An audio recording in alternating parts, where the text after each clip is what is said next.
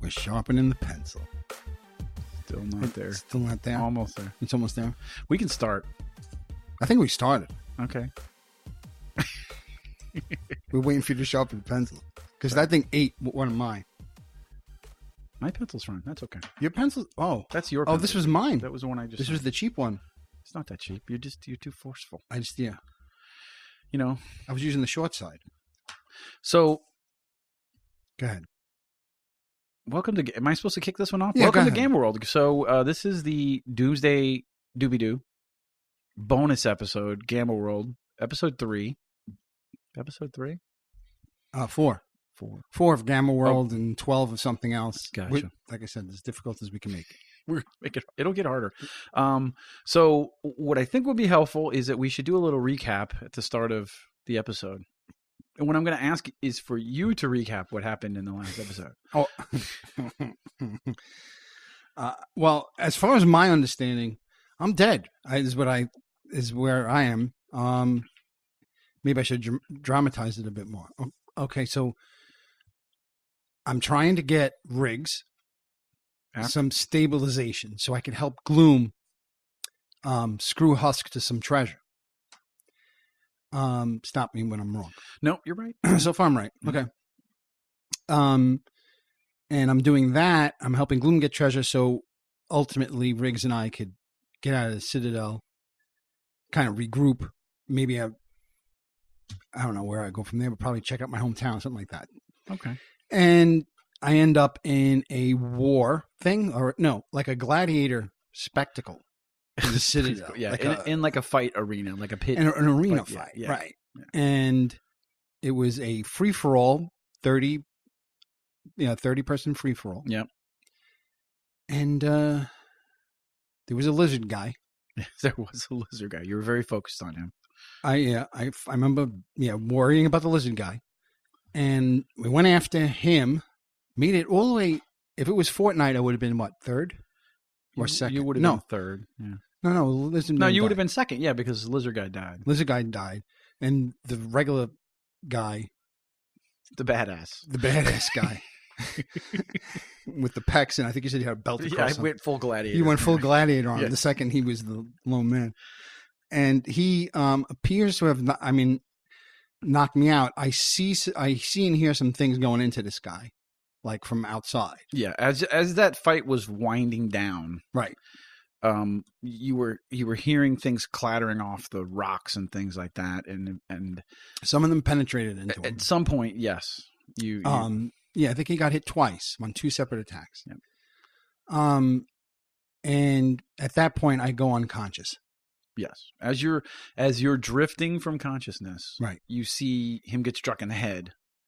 That's right. He And falls over. And he kind of starts to fall over. He falls over and hurts. But now, what was my hit points? Because I think I went negative. You were at negative. You went -2.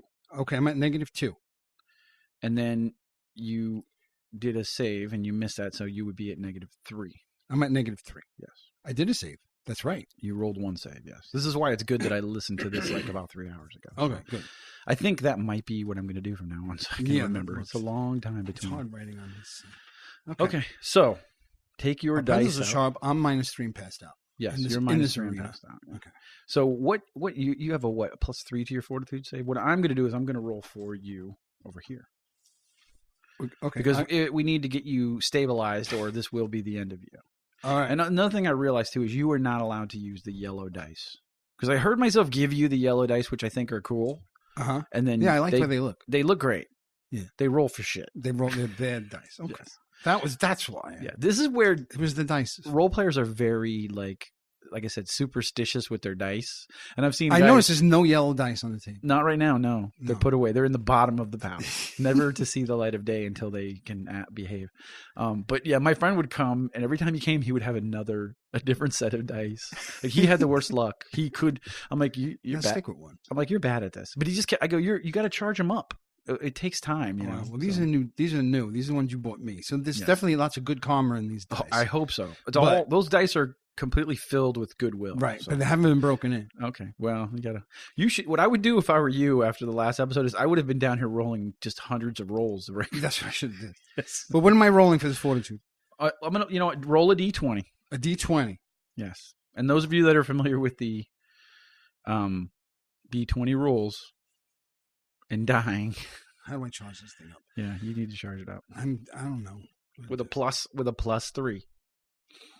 It's gonna massage it a little. I'm +3 Mm-hmm. to this, and I have to get what? Okay, Jesus Christ. Oh shit. Okay. Wait a minute. So, what was that? What just happened? 'Cause Well, you needed to stabilize yourself, or else you were going to die. So I was going to die. Here are the rules. When you lose your hit points, you go to 0, Right. and then you drop -1 every time you make a save. 17. You failed the first save. Right. You needed to make, and I don't even know how many. I think that was the 10th save. So I don't know. I felt like I was rolling for 20 minutes. yeah, you went all the way to death's door.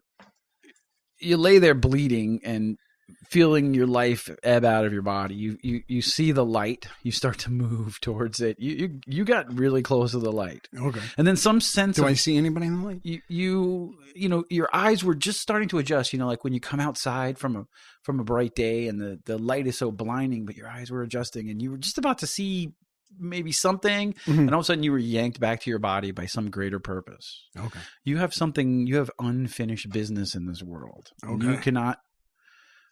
You can't give up that easily. So,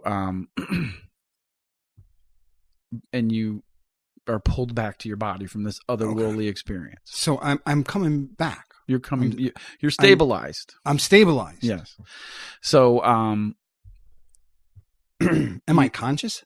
you're unconscious now, I'm but you're still laying there. unconscious. Yeah, I'm but you're unconscious. like marginally in a coma because you've got to come back from this. But you have these moments of consciousness, and you're being juddered back into buffeted back into consciousness by your body being moved and dragged, and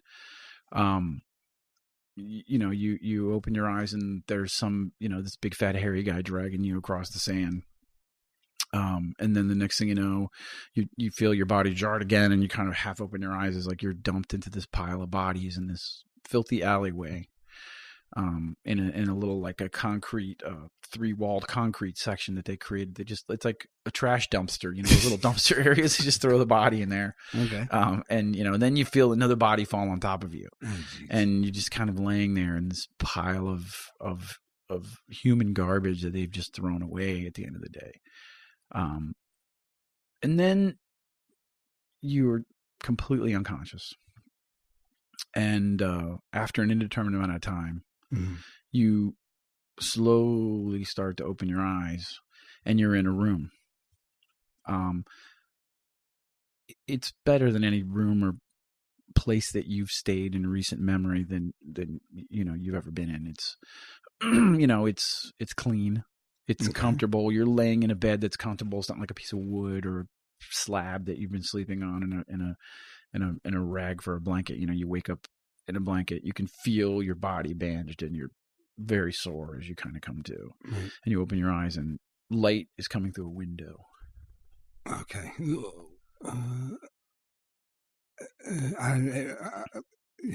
I'm looking around. Okay. And grunting in the bed. I'm in bed grunting. Well, you just have to grunt then. You don't have to tell me I'm grunting. Okay, just grunt. I'm going to grunt. Okay. This is Nick grunting. I don't want. It's because it's sounding orgasmic. It is. Yeah, it would. If somebody were upstairs, I think they would wonder what's going on. Wait. It's still orgasmic, but okay, we'll go with it. Okay.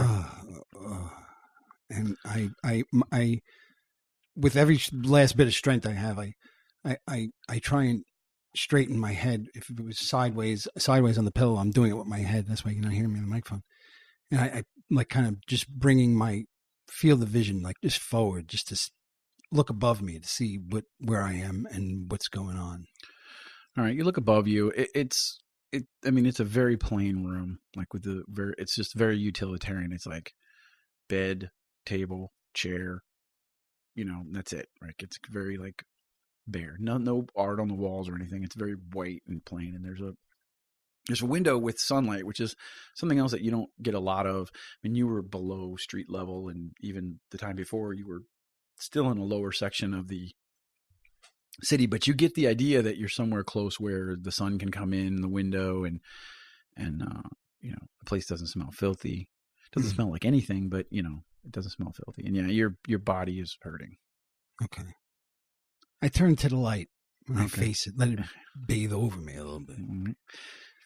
Okay. You feel the warmth of the light on your body. Yeah. Yeah. And I close my eyes a little bit. Yeah. And try and gather myself. And I attempt to sit up. Okay. You go to sit up and you get a little bit lightheaded as you're about halfway up, and you go down on one elbow and you just kind of take it slow, but you're able to straighten yourself up. And, you know, like I said, you have clean bandages on your wounds. It's like a spray bandage almost. Like think of like the glue bandages that we use, but on a way bigger scale, where they literally spray this on you. And it's treated with nanites that will go in and heal your wound, but also have an antibiotic like and a resistant cover on the outside so that it keeps germs out. It can breathe. It's like fully breathable, and it's like very cool. It doesn't look like a square bandage, but you can see kind of the outline of your wound through it, and it looks like it's healed a decent amount. You actually have 3/4 of your hit points. Wow. So 3/4 of 23. Well, 1/4 of 20 would be 5. 3/4 of 23, call it 17 or 18. Let's call it 18. Okay. Let it not be said that I am not a kind and malevolent master. I can't 18. say the word, but I. Anyway, so 18 hit points. 18. That's pretty good. Well, I've found myself in someone's good grace. I'm like a massive step up. A bandage like that. I'm in a room with a chair, and yeah. So I've been fortunate in some regard here for sure, right? Okay, so I'm sitting up in this room, or I'm just on my own. You're sitting up. You're kind of wearing like some kind of like pajama-y outfit, like it's like a onesie with rabbit ears and a cottontail. Sorry, I couldn't help myself. Just wake up. What the hell happened? Why does this? But I don't. And the funny thing is, you haven't said I looked in a mirror yet, so I could have walked around as that character, not even knowing that I was wearing something like that. And everybody just could have had someone come in the room. I could have been having a conversation with them. Make like rabbit jokes, like call you bugs. We can go with it if you want, but go ahead. No, it would have been funny, but no, that would just be weird too. It's like, why would they do that to you? It's a good joke. That's why. So anyways, you look and you wear, it's like a pajama-y outfit, like almost like a Scrubs looking type thing, like something, light and whatever. Right. Disposable, you would think, just by the way that it feels. So can I stand? I have 18 hit points, but I don't know what condition I'm in. Make a DC 15 fortitude roll. What did you got? You get a +3. Can I? Well, I guess you already told me what it was going to be, but I was just thinking of something else I could have did. Okay, what? I wanted to. I let the sun bathe on me, but can I see out the window from where I am? You can see out the window. Yeah. So what do I see out the window? You see a higher section of the buildings of the city. Mm-hmm. And then you could just see kind of a slight piece of the Keeper's Tower in the center of the city. You could see like some of it, which means that from most of the city where you have dwelt, you don't get to see that much. Like very few people go to that center part of the city. It's pretty exclusive and well guarded. Mm-hmm. But and to be able to see it, you would have to be in one of the higher up parts of the city that kind of elevates itself in the middle. Okay. So.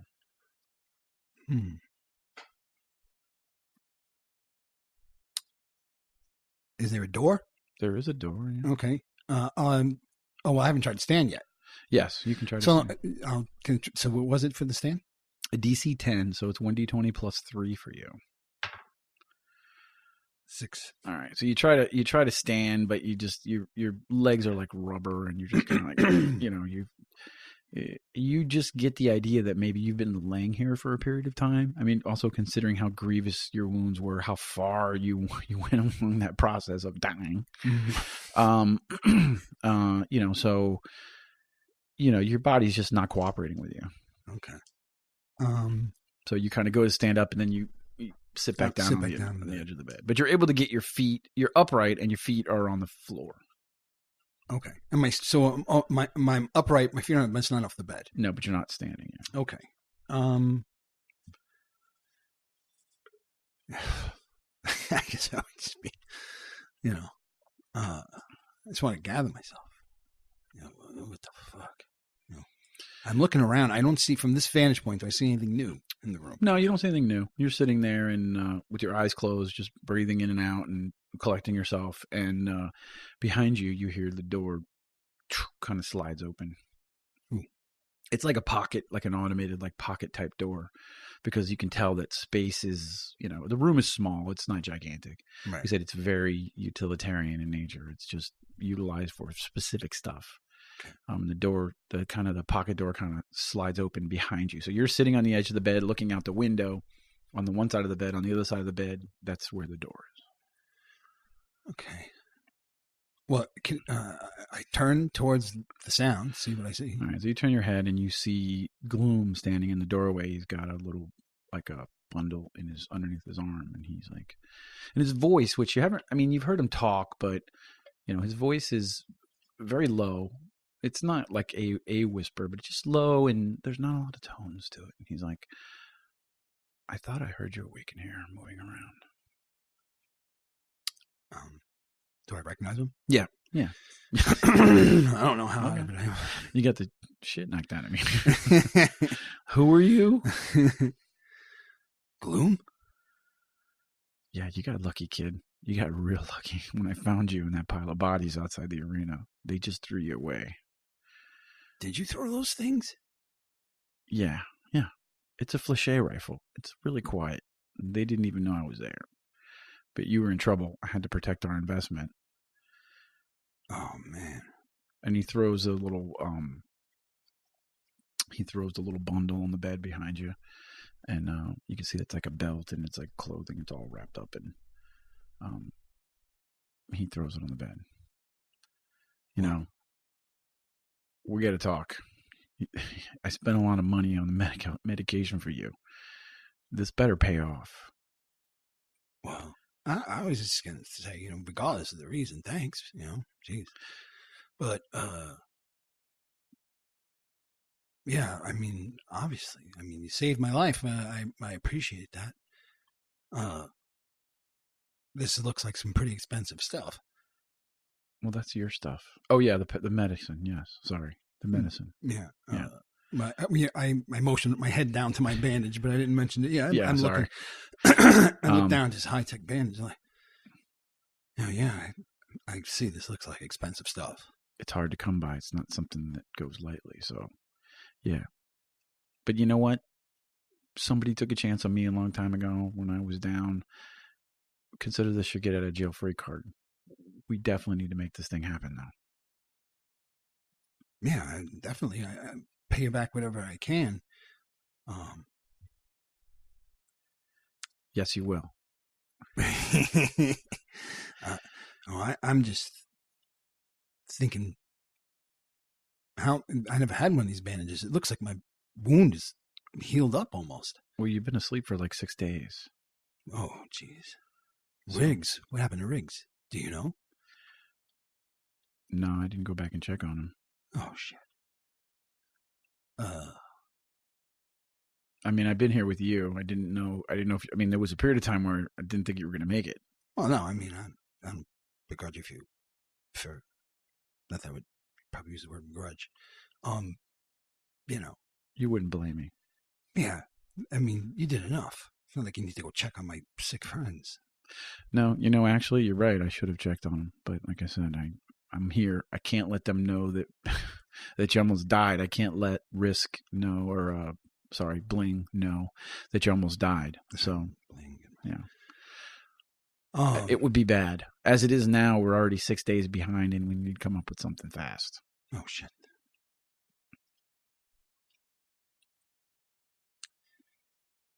don't suppose you're open for me checking on rigs, are you?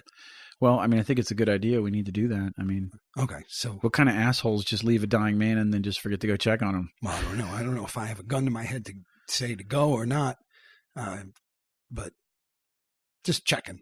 All right. Take a couple minutes to collect yourself. I managed to snag some of your gear from the arena. Yeah, I see. Thanks. So you got your charge pistol back, The pistol too. Wow. the pistol and the knife, and the combat vest. So Okay, good. So I don't have to erase those. he said, but your clothes you're wearing were trash. So I'm thinking. there's I some, have the PJ. you got the the medical pajamas, and if you want to you push a button on the wall, the drawer open up, and there are some. You pointed in the direction, and I looked. Yeah, I know. You're like in there. When I turned around, like where? If you go in the drawer, you'll I half expected to see a drawer there. For some know. reason. I'm like, where is it? I don't see it. push the button, and there's a bunch of jumpsuits utility jumpsuits you can put on. You can wear that. But we got to get moving if we're going to do this because, like I said, we're already about 6 days behind where we should be, and they're going to expect something from us soon. Yeah. All right. So I'm gonna go in the drawer and grab some stuff. Right. Get dressed up. All right. Take your time. I'm going to go gear up. Okay. And he leaves you. Your mysterious benefactor. So you spend the next period of time trying to collect yourself enough, and you're able to get your feet underneath you, and you kind of start to get the muscles working in your legs, moving around the room, get the blood flowing, and Okay. I'm sorry. Did you say I put the clothes on? Mm-mm. No, I didn't. No, you just got yourself up. I just got myself up. Okay. I'm going to attempt to see if I've recuperated enough to start dressing myself in some of the stuff I find in this drawer. Yep. So slowly your body starts to respond, and you begin to get more and more control of your muscles, and you are able to dress yourself in this jumpsuit that, surprisingly enough, it fits you like perfectly. Like you could almost feel it like conform to your body. Oh, cool. Like it tailored itself the minute it like sensed your body in it. Little. I freak out. I rip it off my body, not knowing what's going on. It doesn't allow you to. The zipper locks. Oh, No, I'm just kidding. What the fuck is this thing? It's a symbiote. I fucking put it on. It started moving. It's Gloom. venom. You just put venom on you. Gloom, get in here. It's fucking something wrong with these clothes. Hold still. Let me shoot it off of you. No, don't do that. It's supposed to do that? I mean, I don't know. I mean, it doesn't. It's not an unpleasant feeling. It's almost a comforting feeling. It's Okay. like It's like being hugged. It's like a warm hug. Yeah. Okay. So yeah, Wow. it's nice. Yeah, it's freaking best very jacket I've ever very seen in my life. like smooth, breathable material. Like it's just kind of cool. You're like, wow, this is cool. Holy I get it. crap. Yeah, it just I look buff in this. it does. Is there any mirrors? It's all right. Roll like What's your roll to spot the mirror? What's your intelligence? You have a bonus to your intelligence? No, probably. No. You have a minus to your intelligence? No, Okay. I don't think so. Where's intelligence? Here it is. No, I have no minus on my Okay. intelligence. Roll a d20. DC 15. 17. Yeah. Now you roll a 17. Now I fucker. roll 17. So you look around and you see one section of the wall that's a little bit just looks a little bit strange. It looks different, like it's barer, like the actual texture of the wall looks different. Mm. And you kind of walk over and stand in front of it, and as you do, it kind of becomes like reflective for a second, just a little bit, and you can see you could see yourself. Actually, you've probably never seen yourself before. Yeah, well, at least since I'm 10, Yeah. probably. So what do you see?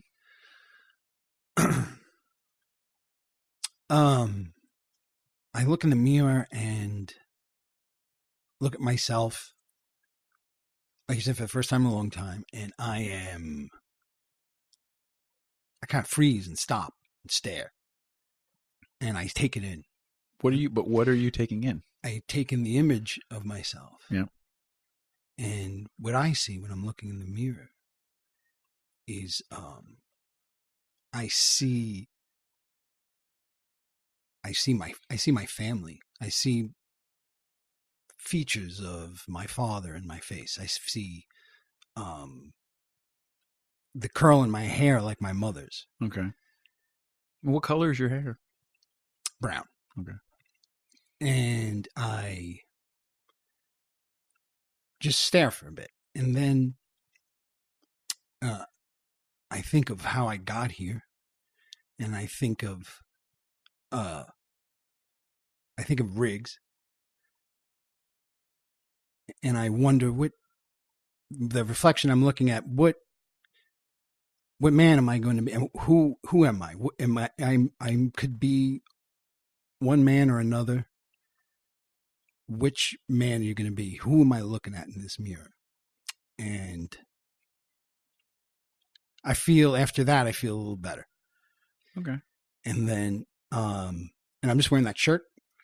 It's a jumpsuit. Am I Donald Ducking it? It's a Okay. No, you don't have baby legs. I don't have baby legs. Yeah, no. So it's a full jumpsuit. Yeah. Okay.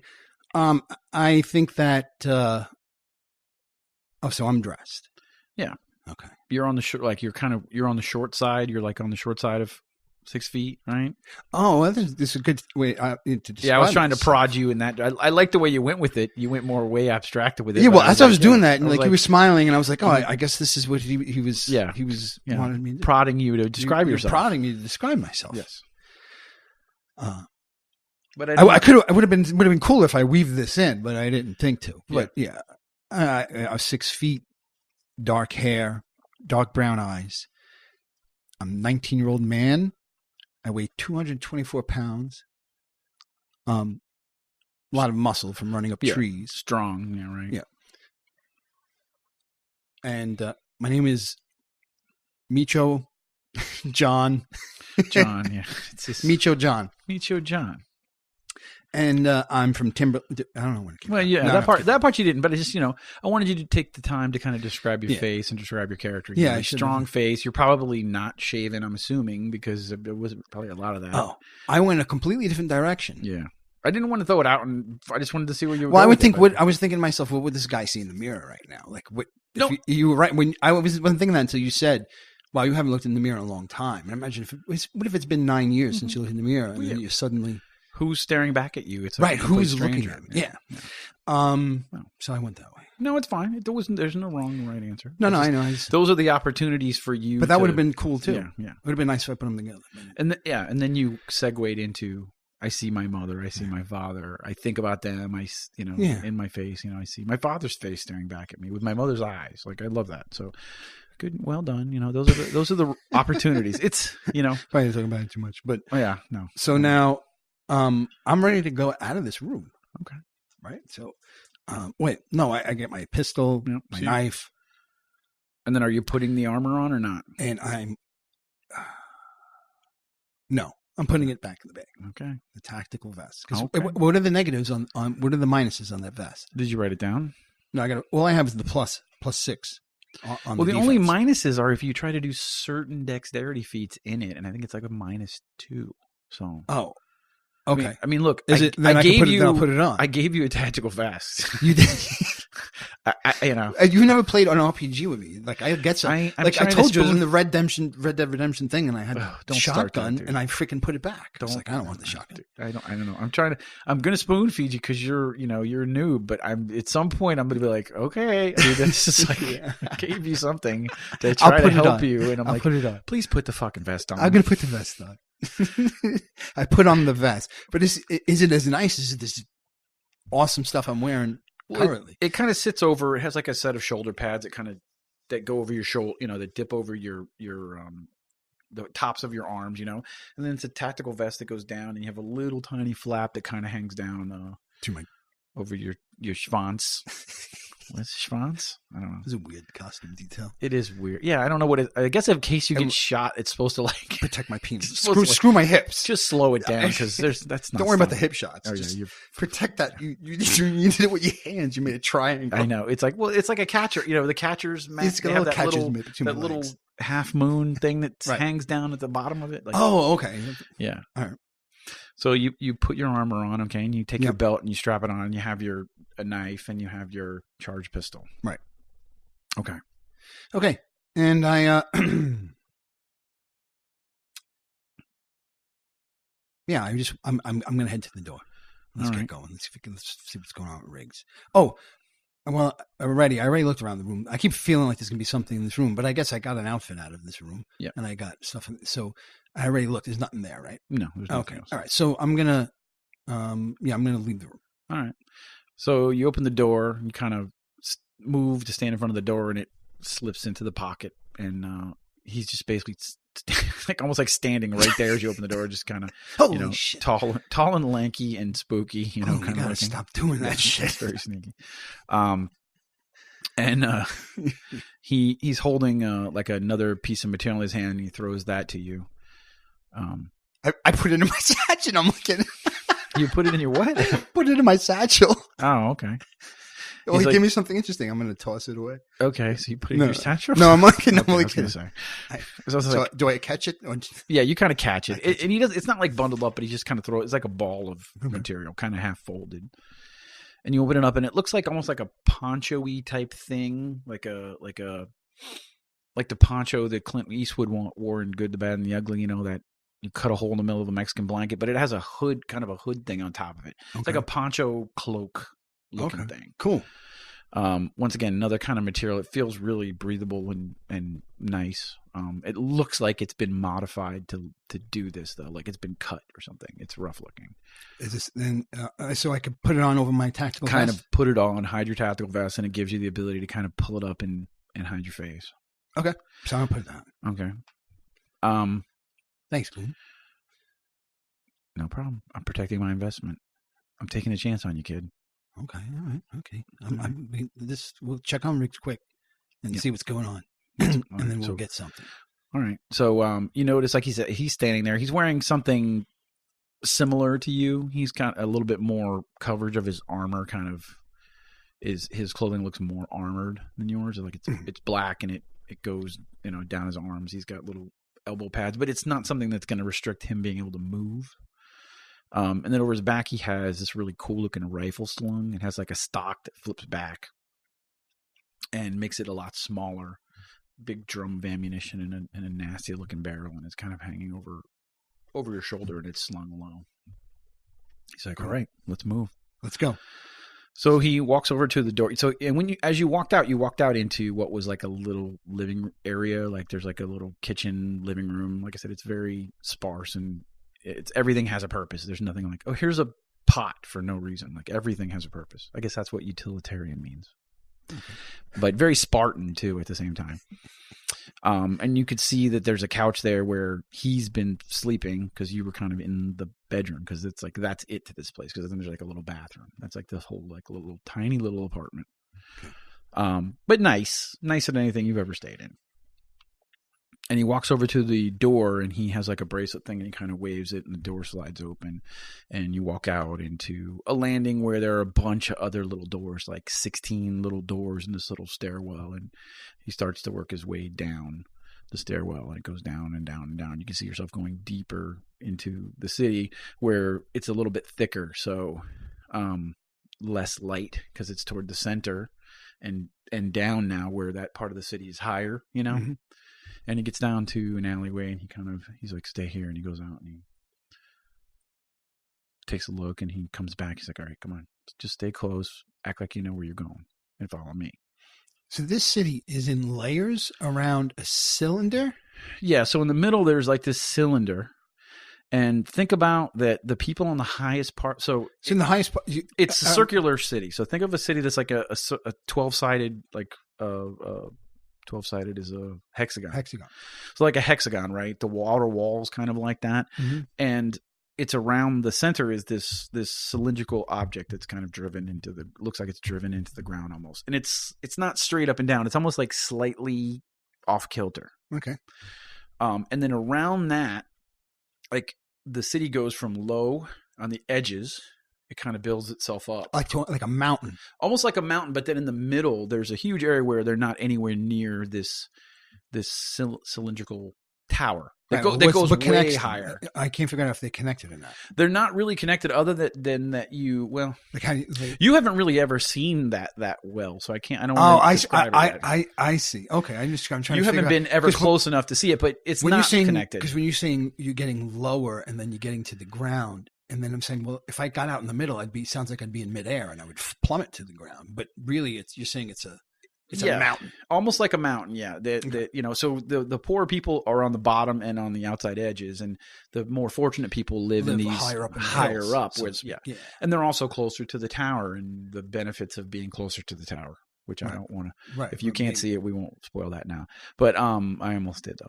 Cause I'm sitting there going, wait a minute, you've never fucking seen that shit.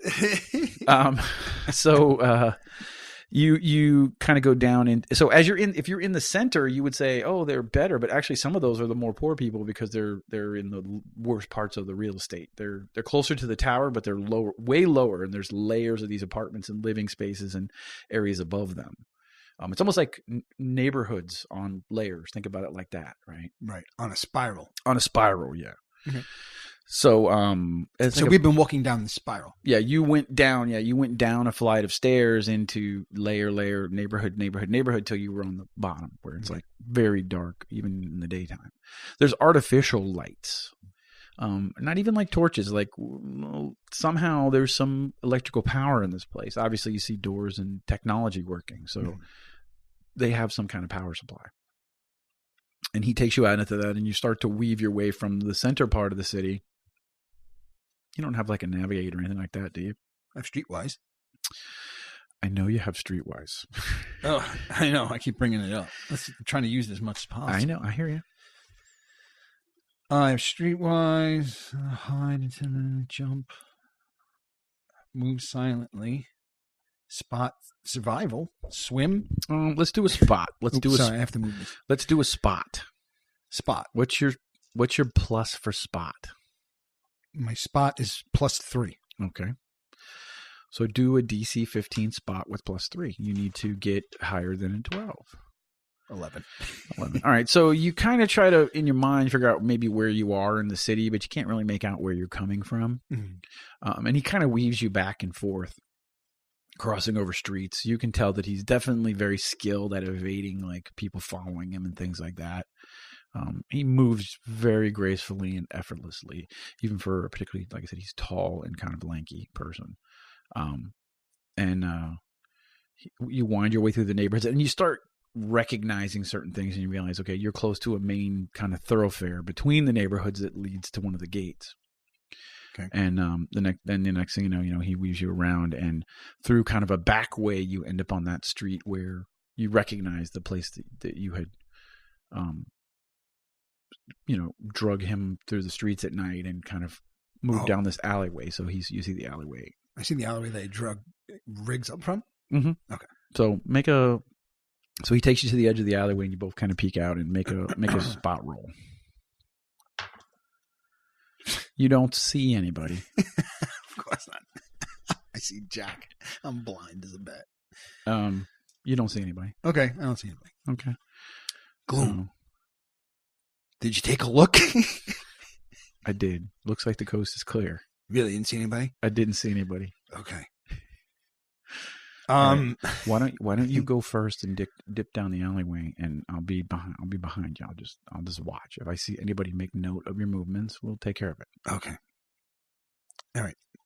So can I see Riggs, the door where I left Riggs from where I am? It's a little bit down the alleyway. You can see the window with the bars on it that's at street level, but it's inside an alleyway to your left and it's right inside there, but you can't see the doorway from where you are now. Okay. All right. So I creep slowly into the alleyway. Okay. So you kind of slide down the alleyway and you peek around the corner. You don't see anybody down there and you can see the doorway that you need to get to and there's nobody there. Okay. I carefully, is there a window there? The window is at street level around the corner from the alleyway. So you'd have to go back out into the street and then lean down and try to look into the window. And actually Is that where Gloom is? Gloom is around down the street and across looking at the alleyway. Oh, okay. Do you want me to draw a map? Nope. Okay. Definitely don't. Okay. I'm trying to decide if I can get his attention to look in the mirror at the window. I thought he was near the window. Even if you looked in the window, I believe you had him under the window so nobody could see him. The mattress was under the window. You were across the room because the light from the window hit you. So he would be under the window. You wouldn't see him anyways through the window. Right. I'm just worried about, I don't know. being blindsided. What's in the room? Husk finding Briggs and just waiting for me to come back and get him. Okay. All right, but so I carefully open the door. All right. So you put your shoulder into the door and your legs into it, and it starts to slide a little bit easier than before. Mm-hmm. And you kind of poke your head in the door, and your eyes are met with an empty mattress. An empty mattress. I look around the room. Right. You look around the room, and the room is, I mean, it's kind of how you left it. It was a mess when you left it. It looks like it's been tossed a little bit. The blanket that you had put on him was yanked off and thrown in a corner, and the food is scattered everywhere that you had left there. Food is scattered. Yeah.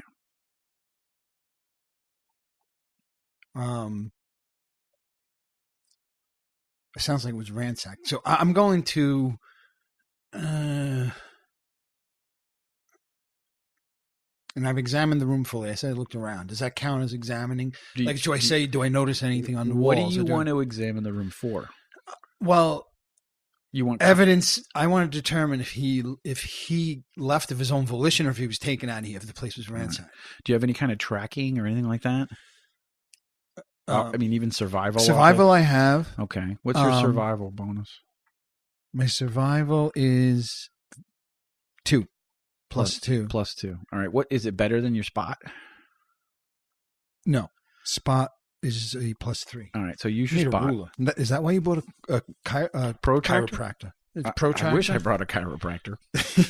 Spot is spot is a 3. Yep. So survival's a 2. Go with your plus 3 and make a spot check.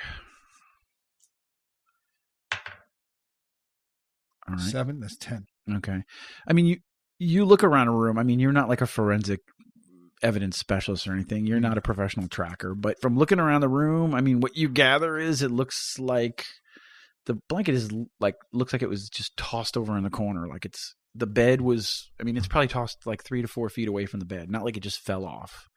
And the food that you had put on top of them is scattered, all over the floor area next to the mattress. So, right. I mean, from your limited capability, it looks like, yes, somebody took him.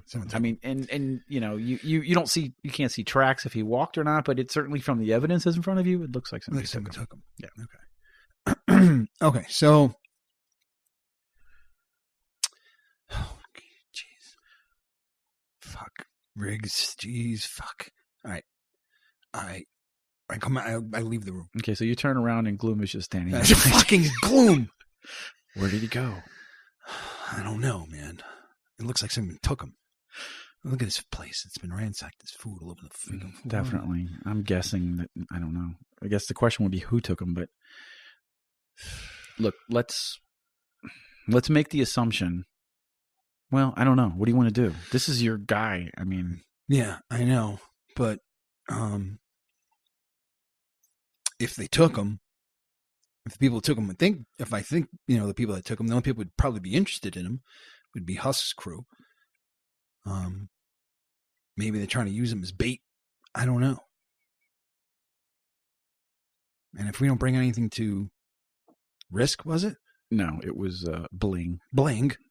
And I don't know how that's going to go. Probably not well.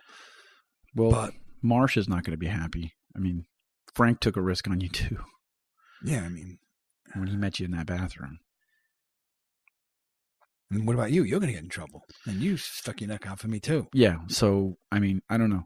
I'm willing to follow your lead on this. I want your head in the game if we go out there in the wastelands. It's not something to be taken lightly. So if rescuing your mentor would help keep your mind at ease, I'm willing to help you do that. I guess we'll have to figure out where he is though. We can't take a lot of time to do this. So it means we won't have a ton of time to plan. Yeah.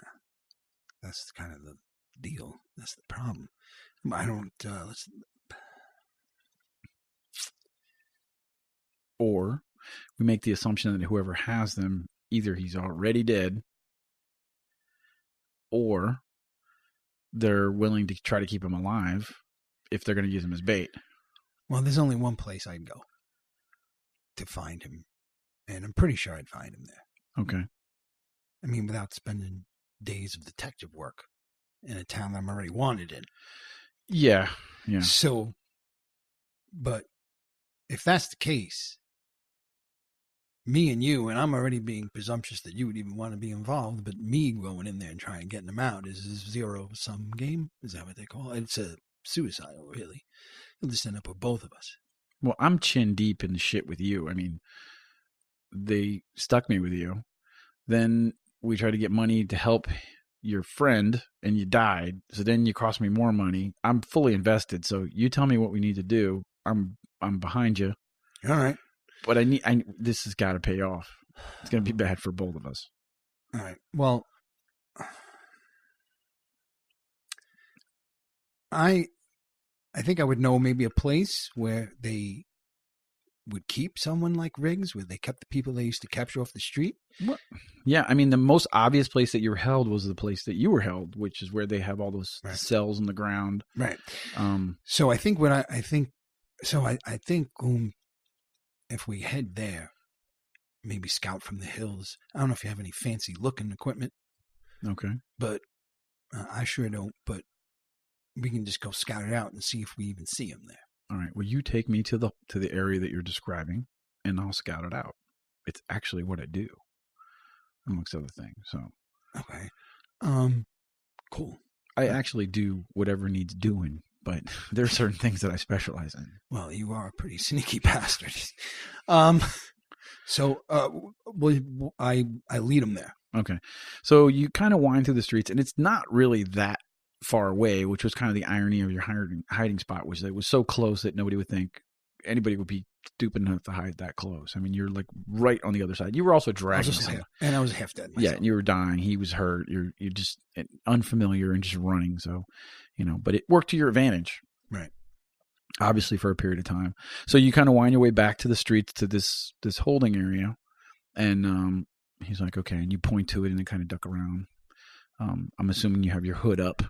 Yeah. Oh, I probably should have said that. Yeah. Yeah. My hood's up. Yeah. I'm full incognito mode, definitely. You're being discreet. And to be honest with you, nobody would recognize you at all now compared to what you were before. I mean, you were filthy. When you woke up, not only were you clean, but you looked like your facial hair had been kind of trimmed and you were, a little more kempt than you were before. Because I'm assuming if you were held captive, like, I was pretty much an animal. Yeah, they would shear you out of like necessity, like Right. every like 6 months. They were like, "Oh, we got to shear this animal like a sheep." Yeah, I could probably actually pretty much walk out. You're right. I must be completely different looking. Yeah. Just being in sun for a few days. Yeah, and even when you sleep, you slept in a cell. It was like this cramped thing. You never were able. You slept like a little ball, and the fact that you were able to stretch out and it was comfortable and not hard, and the temperature was comfortable and not, cold or hot or whatever. And I'm wearing high-tech clothes. And you're wearing fancy clothes. Yeah, not like shitty fucking rags. Right. But I keep the hood up anyway. But yeah. No, yeah. But you look like a different person, but you should still be discreet. Yeah. So you're kind of there and he's like, all right, I'll be back in 10 minutes. And he slips away around the corner and kind of, you see him disappear into the shadows and he's kind of scouting. And you sit there and you look back and forth as, this main thoroughfare. Like I said, between the cities, you have these main drags where you have all these transports. Every now and then you have different kinds of vehicles. Some of them might be electric, some of them might be gas, some of them might be animal driven or animal, pulled oxen and, six-legged oxen and horses and all kinds of crazy manner of beasts, giant birds, anything anybody could use to pull something coming back and forth, big, like a wagon filled with like, metal parts and ore and, all kinds of different substances, that they're going back and forth to the center of town where they're selling stuff. Right. So you stand there. I'm standing there. And Gloom went. Gloom disappeared. Yeah. He's scouting. Yeah. And I'm just chilling. So what I'm going to do is, I'm going to just keep on a little bit of a lookout, but casually. Like I'm just going to hang out in the corner and just be, all right. Like I'm waiting for somebody almost, but I'm trying to take it all in. All right. Across the street, there's a little stand of a green skinned lady, selling food, and you can smell that, and that smells pretty good. Your stomach kind of grumbles a little bit because you didn't eat anything. You probably haven't eaten anything for a few days. Although you don't feel like starving, you just body is hungry, Mm. almost as if something had been feeding it while you were unconscious. Okay, probably. Okay. So you're looking around the street. You see the vendor. You do anything else? Is there anything else here you want to play with this or no? I don't know. I think that I was just going to wait for Gloom to come back. All right. So you're looking across the street, and you suddenly feel somebody behind you again.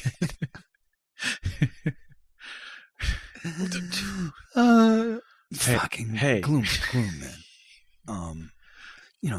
I can get you a little bell, maybe put it on when you come in like around because you're fucking freaking me out. You get used to it. Okay. All right. So right now there's a decent amount of guards down there. So, but I got a good idea of the layout. Did you see rigs? Can't see inside, but from what I can see, they have a main gate with 2 guard towers. There's 2 guys in each tower, and then 2 guys running the gate. So there's 6 guys. That's the gate into that area that you described, where the cages are. And I see a lot of activity in there, people moving around, but I can't get a count on how many actual people we're walking in on. So I don't know. What do you think the plan should be?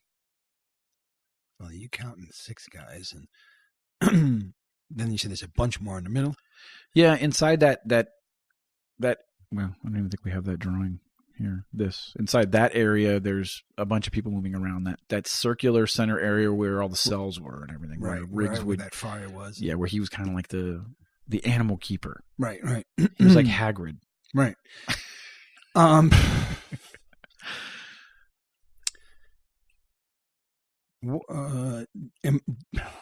Do I know the distance, like between, say, this establishment, this area here, and like maybe the main heart of the gang? I don't know if the gang area has a, capital or a city, or if it's just this is where the gang is, and they're right next door. I don't know the expanses. This is like a satellite area where they hang out mostly during the day and going back and forth with stuff, and with these what I think we call these rabbits that they use to go in and root out any traps and monsters and stuff that are around these wastelands. And it would be closer to the edge because it would just make sense because you're going in and out and they lock you away. Their actual little neighborhood where they dwell is closer to the center. It's like everybody. Right. Yeah. That's where all the important people want to be because that's where this whole city's, is built around. Right. So the closer to that means it's more status for you.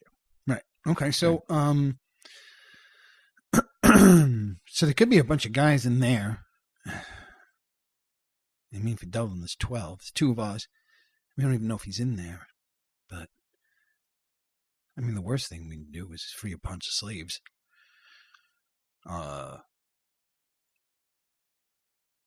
Maybe even find somebody to help us. If you got one of us, you have me. Well, what if there were 3 or 4 of us?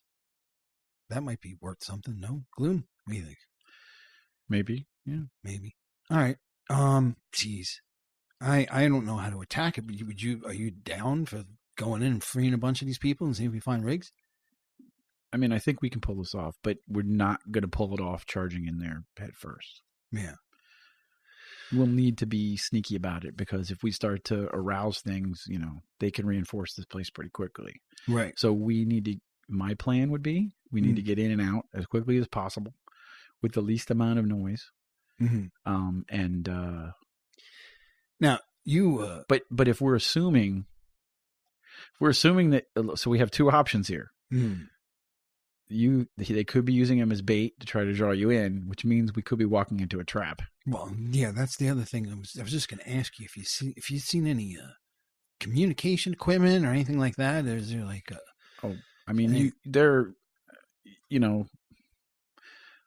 how advanced is this place? I don't know. I mean, are they? Oh, you want me to do a? Well, hold on. Let me do him. He. I guess he's sophisticated enough. So,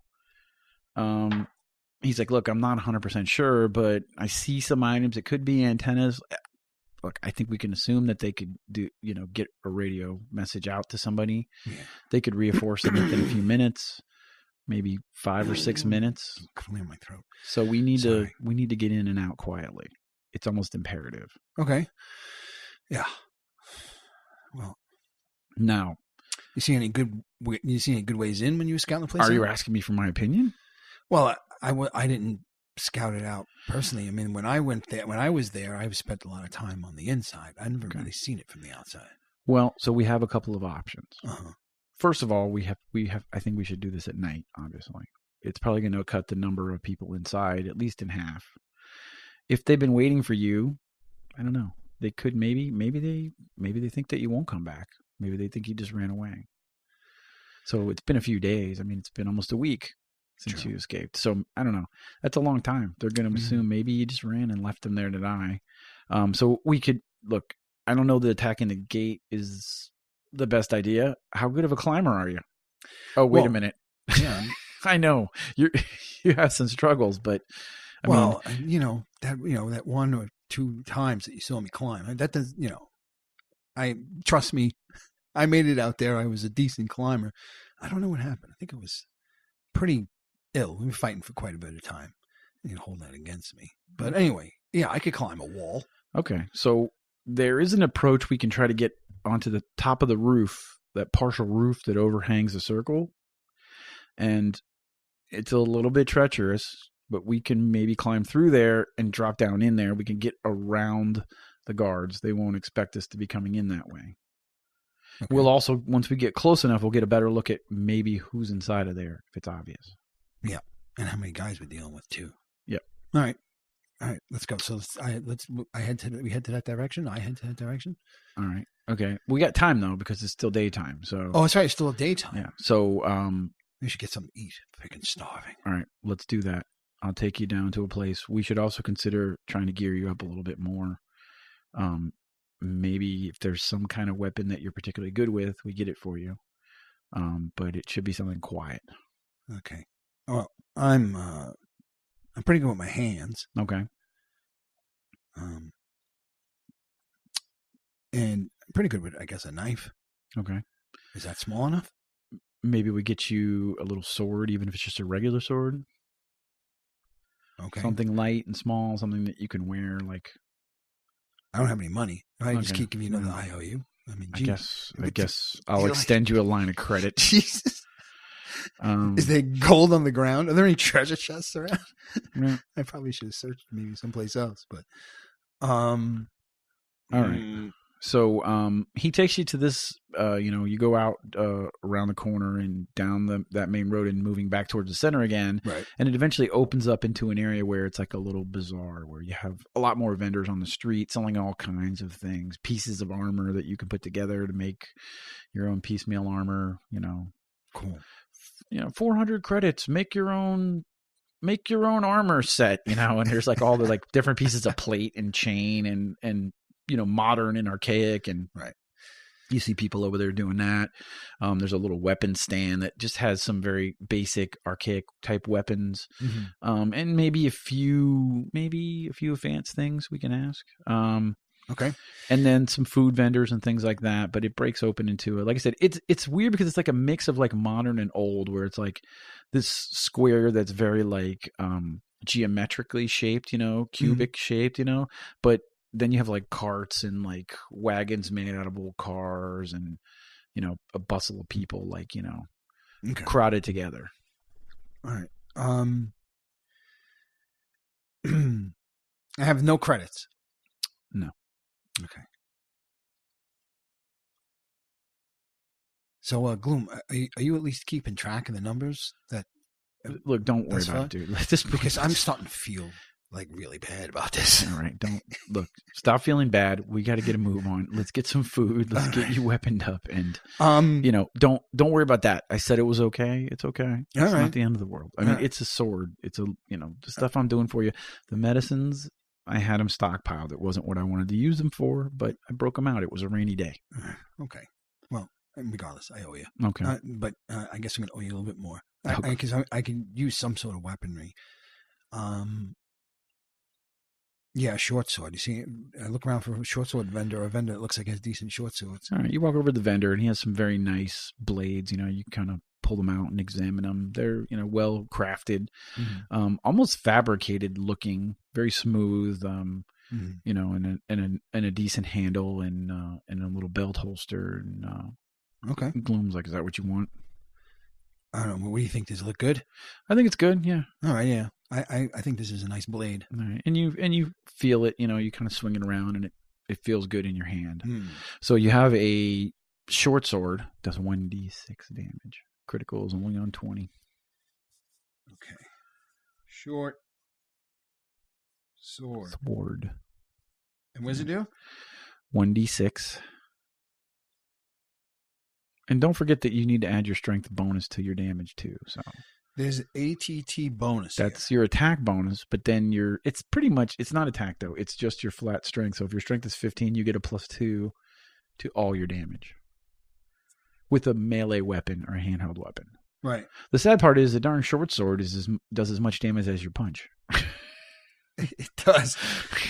But yeah, but this attack bonus of 3, where did I get that from? That's your base. Your attack bonus is also part of your base, which... Oh, and this gets added to what I roll. Yes. That's yes. What it is. Okay. That's the difference between those numbers. But I think it would be your base attack is better than +3. Let me say this again. This is where we struggle with your character. Your melee is +5. So it's actually +5. It's not +3. All of these melee should be +5. This melee total should be the same here. I just don't know why you have it in 2 places. This sheet is overly complicated. Anyway. So, anyways, okay. I thought it was a different number for a different reason. Yeah, no, it's not, because the weapon itself wouldn't give you a base plus. That should be your base attack bonus. So, because that way, basically, you have, if it were something special, it would give you, I don't know, you would have it listed down there, but it's all +5 to attack. So, okay. Total +5. Total +5, yeah. Okay. Alrighty. Okay. I strap it around my waist and okay, and get a feel for drawing it from my hip. And it feels good. It feels nice to have a real weapon in my hand. And I slide it back into its sheath. Thanks, Gloom. No problem, man. Let's get some food. Oh yeah. Let's fuel up. Definitely. I'm freaking starving, which is a weird thing to be right before raiding a place for your friend. So he takes you over to a vendor, and they have these bowls of this hot noodles and some kind of meat on a stick, and you kind of get a bunch of it. And hang on a second. All right, sorry about that. All right, okay. So you collect your food. I collect some food. You guys get your food, and he takes you up to an overlook on the rooftop where you can see the gates, and you guys kind of sit there with your eye on this area where you don't know what you're walking into, but and eat your food and watch the sun go down. Oh, nice. Okay. You're gonna gain all your hit points back. Okay, jeez. Not bad. I'm gonna be nice because you're walking into a fight here, so the food is rejuvenating and invigorating, and you feel like your old self. What do you think, Gloom? I try not to think too much. You're probably right. Let's just enjoy it. All right. So, as the sun goes down, he starts to pull from his belt pouches all these little metal fléché things that you saw, the things that were sticking into the guy. Mm-hmm. And you notice he always wears gloves. He pulls the gloves off, and he starts to, on a handful of them, he starts to rub his fingers across it. And you can almost notice that as he rubs his fingers on there, you can see it's like an oil starts to coat them. And he kind of starts putting them to the side, and then he loads them into these larger, like bullet-looking things. There's like 4 of them per bullet, and he starts popping them into that rifle that he pulled off of his back, and he snaps it in. He pulls his knife out. He just kind of checks it out. He cleans it up, and you guys are sitting there ready to gear up, and he's just getting stuff together. Okay. I checked that my charge pistol is loaded up. Yeah. Sword already checked out. Knife, take it out, just take a gander at it, make sure it's sharp. Okay. It is, I guess, I'd say. And stick it back in the sheath. Is it dark yet? The sun is crested the horizon. You notice that the guards start to thin out. So instead of 6 guards, there's only 3 guards. And then one in each tower and one at the base. And then you see a bunch of people load up into a vehicle and leave shortly after the sun goes down, and a truck full of about 8 or 9 people leave. So, Okay. and then the lights start to power down, and you remember what it was like from the inside this time of night, because when the sun went down, there was no light where you were held. You were Right. They threw you some food as the sun was going down, and you ate it, and then you were in darkness until the next day came, and you didn't know what that brought. Okay. Right. So I'm going to turn to gloom and go. I have a weird idea here, but I think I used to see it when they were, when I was in the cells at this hour. I think if we wait a while, I think some of those guards may fall asleep. I think I've seen it once or twice. What do you think, gloom? Okay, cool. Let's give it a few more hours. Right. Where you from, gloom? I grew up here. You born here? I was born here, yeah. Wow. Near the cylinder? The Keeper's Tower? Yeah. No, I wasn't that fortunate. I grew up at street level. My parents ran a shop. And they had me, and they both died. Okay. And then I grew up on the streets. Alone. Okay. Well, I didn't mean to bring up a sore spot, but sorry about your parents. I don't even know if mine are still alive, but I didn't know them. They died when I was very, very small. oh. Anyone do it, or was it natural? And when you ask him that, he kind of looks away for a second, like, yeah, it was my fault. Huh.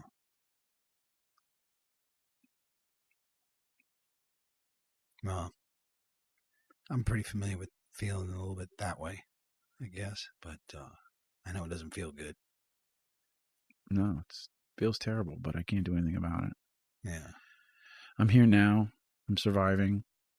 I made something out of myself, so we need to keep that. We need to keep that streak going here, pal. All right. We need to get in here and get out of here. We'll get in and get out. All right. All right. So you reach a point where the city's getting very quiet, and he's like looking out there. He's like, okay, I think we're okay to start to move in. I think this is as quiet as it's gonna get. Okay. And he turns to you and he kind of grabs your collar and he's like, but look, quiet, right? Okay. We need to keep it quiet. All right. Well, I was thinking of just taking your lead on this. Okay. Being that you're pretty freaking quiet, man. Yeah. We got to be quiet because we're not going to be able to fight our way out of there if we get in there and we raise a bunch of alarm. Unless there's no choice. Keep that gun holstered. Absolutely. Okay. All right. You lead the way, and I'm going to follow you. And he kind of he drops out of the window down to a ledge, and he starts to lead you along this rooftop that kind of it's like layered on top of each other. So you're kind of starting to work your way up. And you reach a part that's really tricky where you're going to have to pull yourself up, and I need you to make a climb check. Okay. Now, what am I adding to my climb before I even do this? Well, your climb skill, the nice thing about it is if you line it up, it should include everything. If you have a strength bonus plus your skill, each point of skill should give you a +1. Right. Plus your strength bonus. Right. Okay.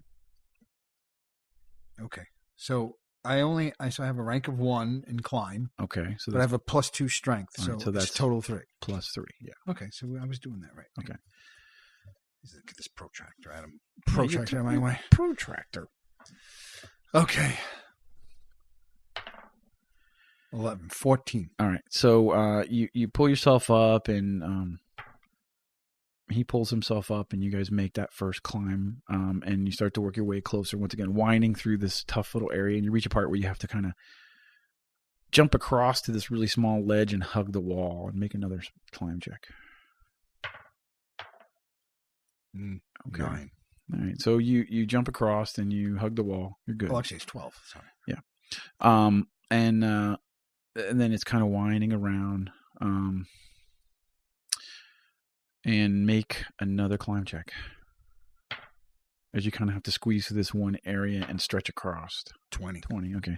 You do it easily. He does it easily, and you both feel pretty secure that this one you needed to be a little extra quiet because it was kind of right over.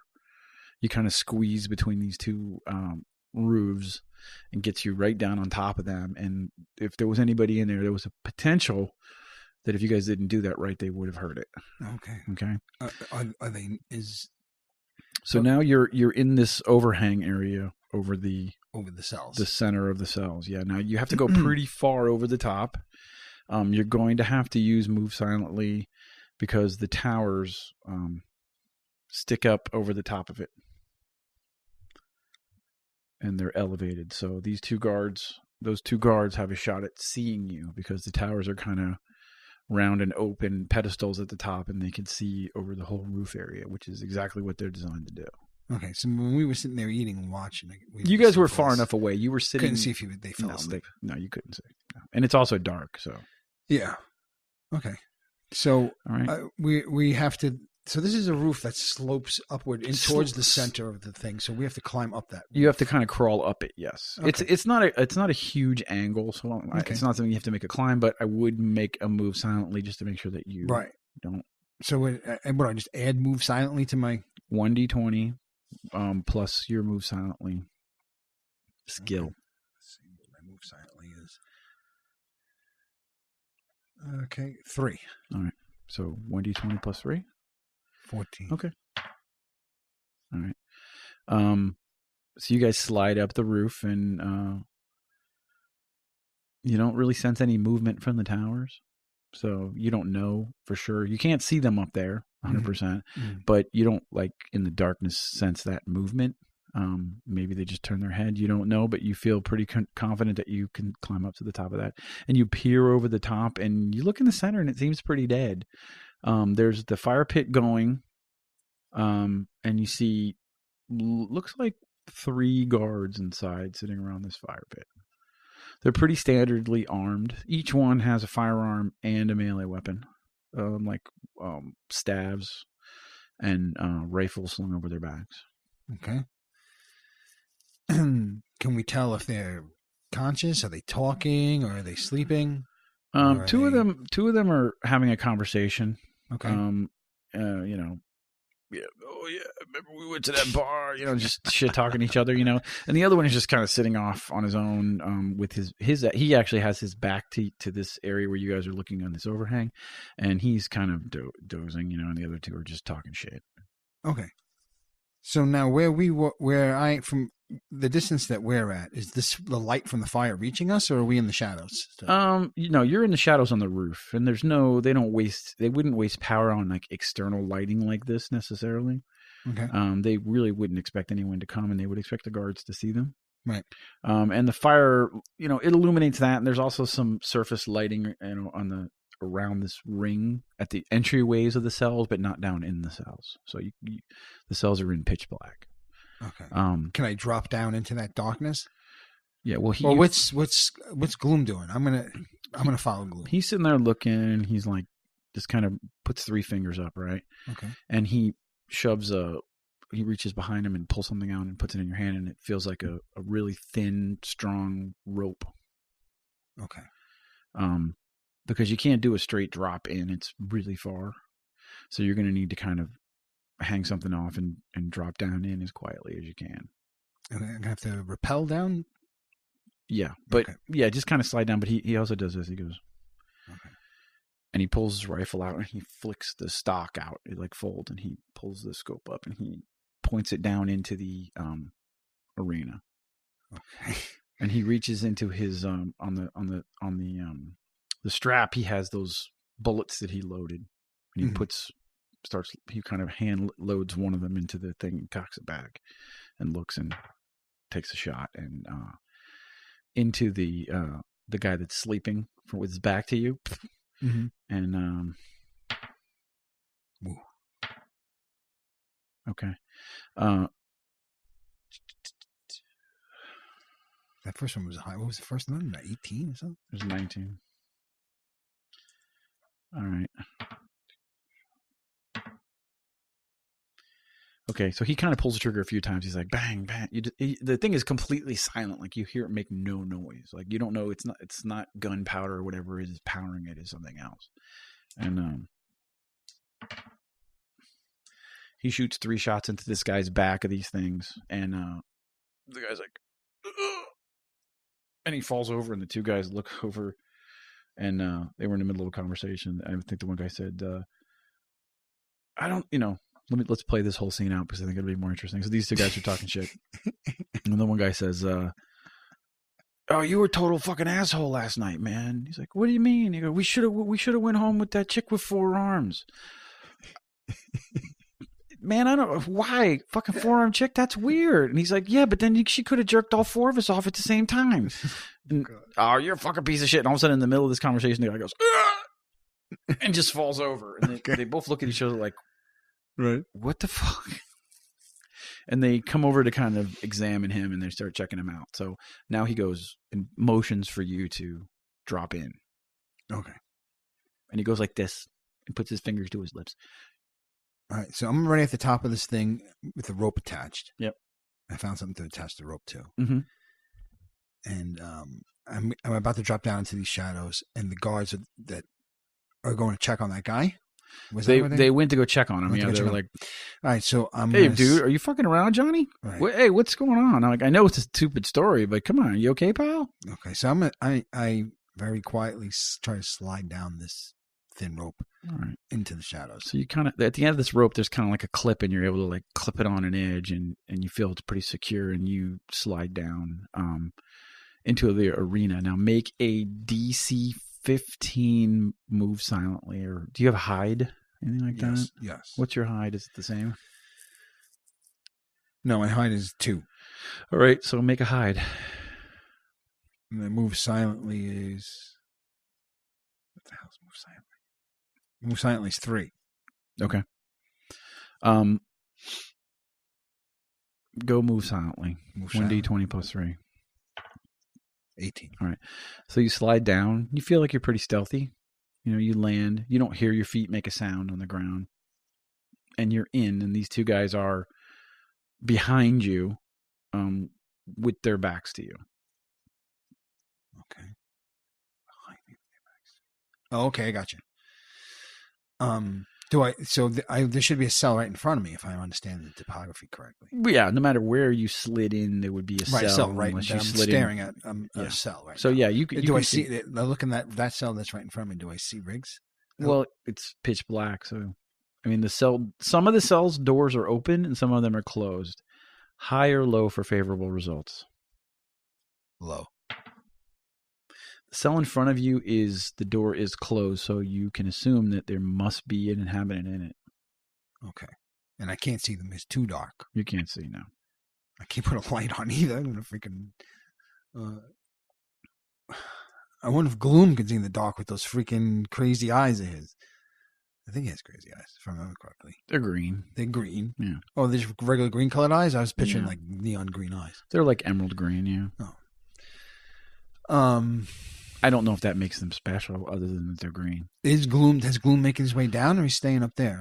He hasn't made a move yet, but I mean, this is just the first round that you jumped in, so. Right. I mean, this happened pretty quickly. Okay. So he took the guy out, because I'm wondering if his plan is to be a sniper for me, so to speak, and pick people off should they be trouble. Yeah. But if I can't see in the dark, I can't see in these cells. Riggs. Wait. Would they hear a whisper? I don't know how far away they are. Yeah, I mean, yeah, you can't. You're not going to be able to. You'd have to get closer to whisper. So if you want to move closer to the cell, you can do that. Oh well, I definitely move closer to the cell. I mean, get myself almost like right up against it. All right. So you can't see anything. You move closer to the cell now. There's no way to say. Roll. Make a spot check. Just make a spot roll. Tell me what you get. 20.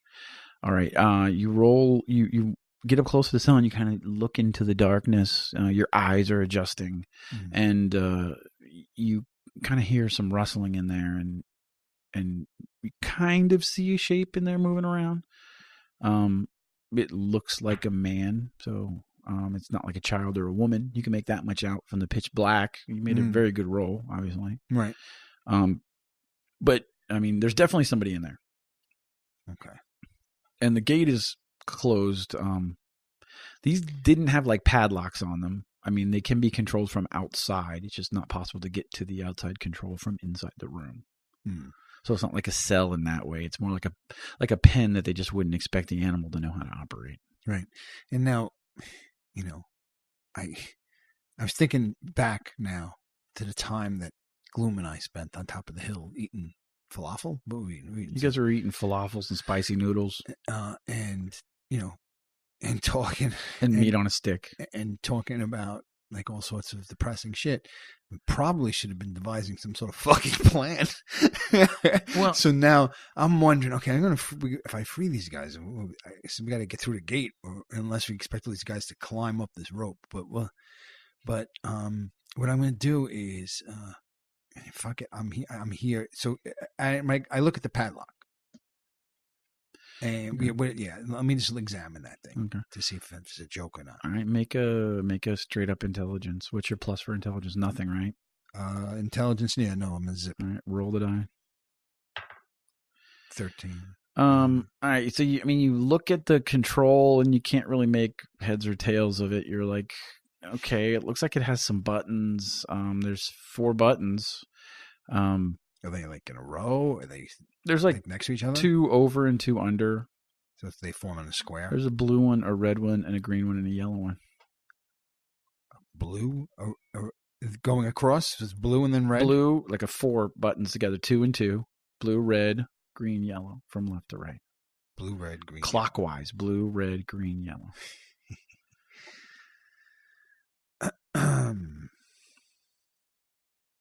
Geez, I wonder if green go, like open up the door. I press the green button. You press the green button? Yeah. Okay, high or low for favorable results? I'm going to go high this time.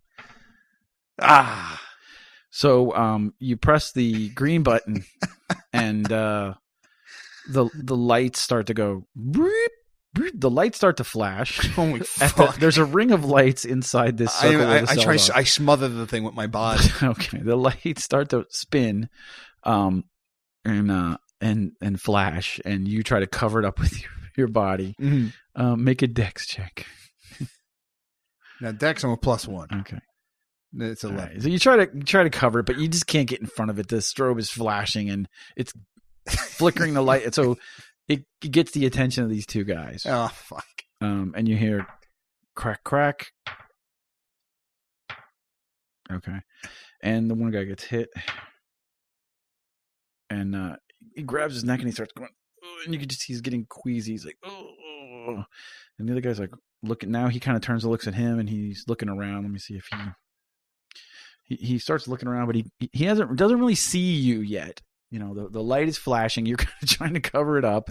His friend gets hit with something, and he's like, "What the hell's going on?" Right. And you're standing there trying to cover this light. I press the blue button. All right. So you press the blue button, and the light turns off. But the door doesn't open. So you've covered the red button and the blue button. Okay. And then the green button and the blue button. You have yellow and red. I have red over yellow. Yeah. On the other column. And this guy's looking. He's afraid to press any more buttons. He's looking around for you at this point. Does it look like? Is this a kind of? Can I break this thing? This padlock, or is this like a real metal? No, padlock? It's like almost like a magnetic lock. So it's electronic. It's electronic. Yeah. All right. So not that you know what magnetic is or anything, but yeah. Right. No, I mean it's not a moving lock like a bolt slides. There's physical part to it, but something. It's not like mechanical like you hear clink. It's not something I can break with my hands. Is what I'm saying. It's not a rusted apart piece of shit. You can try anything. Yeah. Well, I mean, by looking at it, is it made of metal? Is it made? It's made of metal. It's not the condition of the metal. It's not in the best of repair. I mean, I seriously out there here oiling this thing and maintaining it. So. I put it in my hand and I just yank at it, not up against the gate, but like put my finger in one end and my hand and just yank. Make a strength check. 3 plus 2. You kind of you kind of pull on it and it's like no, it's all solid. Right. So I'm gonna press the red button. Okay.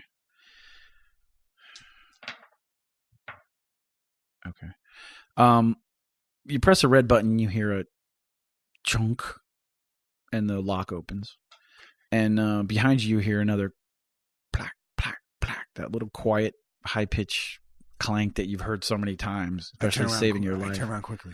And the other guy gets ripped up the side by a bunch more of these fléchés, and he kind of falls to the ground. Right. I look up at the towers. Make a spot check. 2, 5. Okay. Yeah, it's up in the darkness now. They're even further away from you than they were before. There's no ambient light, so you really can't see the people up there. Yeah. All right. So that thing is. So are there? I look back in the center. Are there any more people in the center? There's no more guards or activity. They're all officially down now. Right. And are they down near the light of the fire? Yeah. So I have 3 guys just like 3. Yeah. All right. So I just need to be quick because I was hoping that we'd be home free. Yeah, before those guys in the tower like see these 3 guys. So I guess I make my way to the next cell. I make my way. But you unlocked that cell. Yeah, I opened it. Yeah, I opened it. So you opened the cell. Oh, yeah, because you pushed the red button and it opened. Yeah. It clinked open. Yeah. Well, that's true. The guy's not going to just run out. I don't know if this is Riggs or not. Well, I'm going to ask him. Jesus Christ, am I playing this game? Riggs, is that you? And from inside the cell, you hear. All right. I'm going to go in to the cell. All right. So you kind of work your way down the steps into the cell area, and you start kind of feeling around where the bed would be, and you don't find anything. You don't feel anything. I don't feel anything. Yeah. That shadow that I saw earlier, could I still not see it, or it's just? Yeah, the shadow almost looks like it's standing up, like it's against the wall on the other side of the room, kind of standing up. Okay. Riggs, is that you? Call him again, see if I can even. All right. So I go towards that sound and towards that shape to see if I can get my hands on him or something in some way, just to maybe just drag him out a little bit or something. I like to get my hands on him. Okay. You get closer to him. You put your hands on him, and you can feel that there's a body there. It's kind of lashed to the wall, and as you kind of run your hands up the front of him, you feel something on his chest, like almost like taped to his chest. Okay. Am I in view of the towers? So the towers could look down into the center, but can they see past the overhang into the cells? They can't really see into the cells because the cells are in and then down, right? The roof goes over most of them. Mm-hmm. So yeah, you kind of feel, and as you're feeling across his chest, you feel this item, and you can feel like a button on it. Okay. Well, item with a button on it. I don't have any. Do I have any match or torch or anything on me? No, not on you. Okay. Am I aware of any of Gloom's skills that allow me to see this? I'm not going to just press a button. No, nor do you see or hear him anywhere nearby. Okay. So without pressing the button, okay, I try and figure out a way. Is he tied? If he's standing on, if he's leaning against the wall, is he tied to the wall? You could feel also like there's some kind of wood driven into the ground on the back part of the cell. And as you kind of feel his body, you feel like warmth, like maybe like blood, and you're not really sure what you're feeling really. Okay. But like I said, there's like this weird shaped something like strapped to his chest with a button. Right.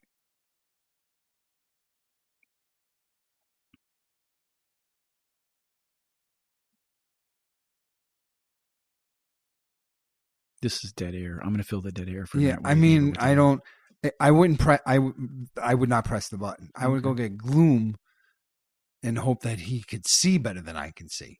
All right. And as you turn to come up the stairs, as a shadow standing at the top of the stairs Mm. above. Like I said, you go down into the cell, Mm. so kind of standing at the top of there's a shadow, and as you start to turn around, you hear something switch on, and you hear a very familiar sound, and then the distorted voice of Maggot's like, "That's a good little piggy. I knew you would come home." And he's standing at the top of the stairs with his sword in his hand, and it's just engaged. You can hear it going, that high-pitched sound that he would use when he would like slash another one of the rabbits that made him unhappy or didn't perform, or they were, put them out of their misery. He would use it to literally just hack them in half. It would just cut through them like butter. Okay. All right. I'm going to immediately draw my short sword. Okay. Is my back against the wall? Your back is to whomever is behind you. You don't really know for sure. Right. And behind him, the wall. The wall is, yes. You're trapped in a cell. He's got you in the doorway. So my back is, I'm against the back of the cell. He's in the opening. Yep. He's standing at the top of the stairs outside. Oh, so he hasn't even made his way into the cell. No. He's standing outside. Okay. All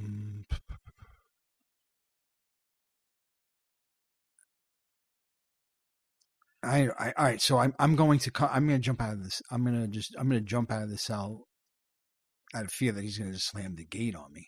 Okay. But I'm going to do it as quietly as possible because I don't know if the guards know that this is, if the guards are just on duty and Maggot's doing this on his own, or if there's a crew out there. I don't know what's out there. So I'm going to try to still be quiet.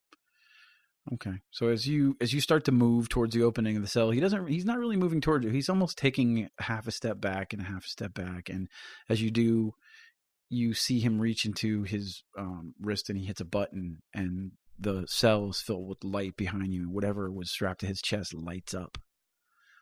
Okay. And lights up the filthy cell, and you could see the pool of blood on the ground and gore, and the place is completely disgusting. And you have your back to whomever is on the wall behind you.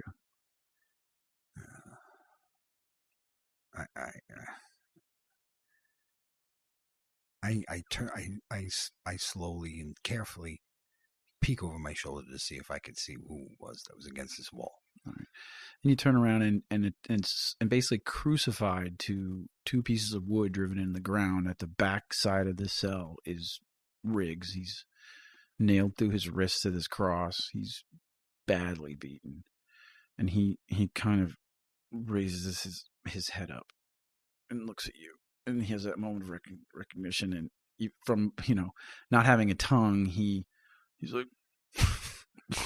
I'm sorry, I'm laughing at the face you made. I know. Not the moment. This is an acting. This is very exercise. dramatic. This is the acting studio. This is a dramatic moment. And he's like, "Go, Riggs. Oh God, Riggs. No." I don't know how the fuck would he communicate with you. He's got no goddamn tongue. He's got no goddamn tongue. So it sounds like he's saying go. He's saying go. Yeah. He's actually saying no. Is he saying go? Go. He could be saying no. Is he saying schmo? Right. That doesn't make any sense. He could be calling me a mo. Yeah. Oh. Oh no! You know what he's saying? What? There's gonna be snow. I don't know. Okay. So that's how he looks up at you, and Maggot is not moving. He's just standing at the top, just patiently waiting for you to come out. Okay. Make a spot roll. Let me just see something. Okay. 4. All right. So Riggs appears to be on his way out. So or if he's out already. I guess Riggs.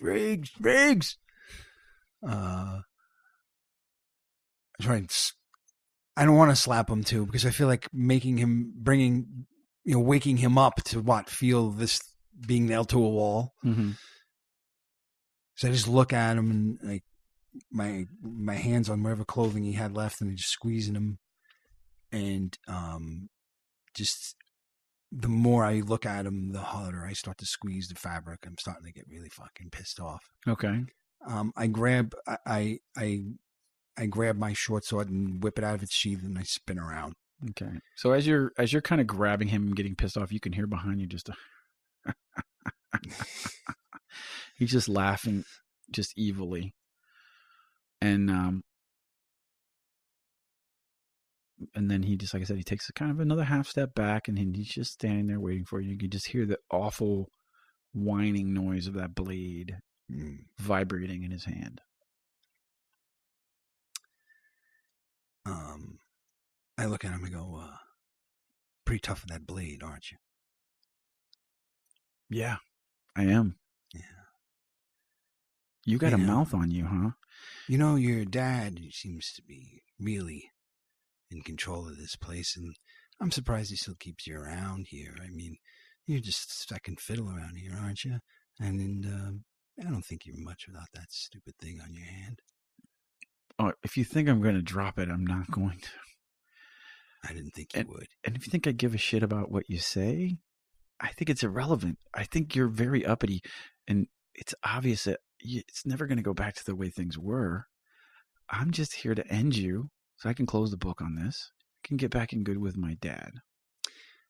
And everything will be back on track. Eventually I'll be in charge, and I mean, geez, you think he's bad? Wait till I'm running things. Then people will know what real suffering is about. You're right, Maggot. Only one of us is leaving this room. You're right. You know what? Let me motivate you a little bit. Since you seem to, you don't want to jump. Gloom is out there somewhere. Let me motivate you. And he pulls his pistol out of his holster, and he aims it. I dodge. All right. You dodge. Okay. Make a roll. All right. 9. You make a dodge roll. What's your dexterity, or what's your defense? Dexterity. We have 13. I have a 13 defense and a +1 dex. Okay. All right. He squeezes the trigger. Blam. And the bullet. So you flinch to dodge, right. And you try to dodge.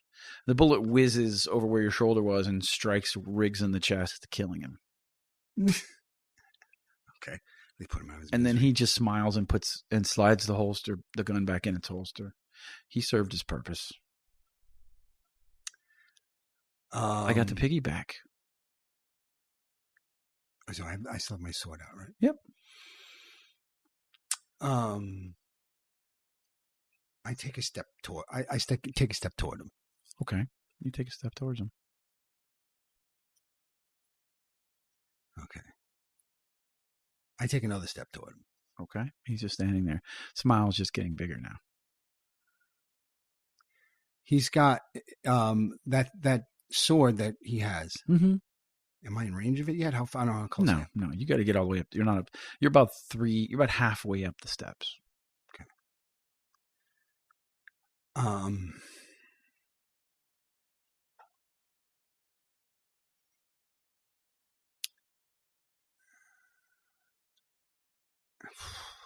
I take another step toward him.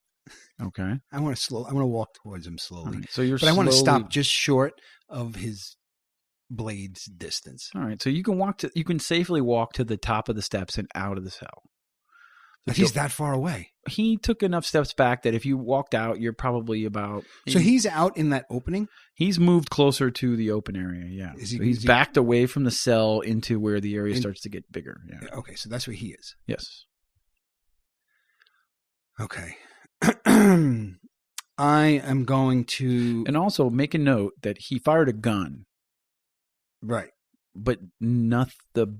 Oh, was there a noise or was it? Oh yeah, it was bang. It was a bang, bang, Okay. Single bang right in his chest. Okay, but the towers, I notice anything? Yeah, the towers, you don't notice that you would have figured a gunshot would. I mean, that was also several seconds ago at this point because you took your time walking up.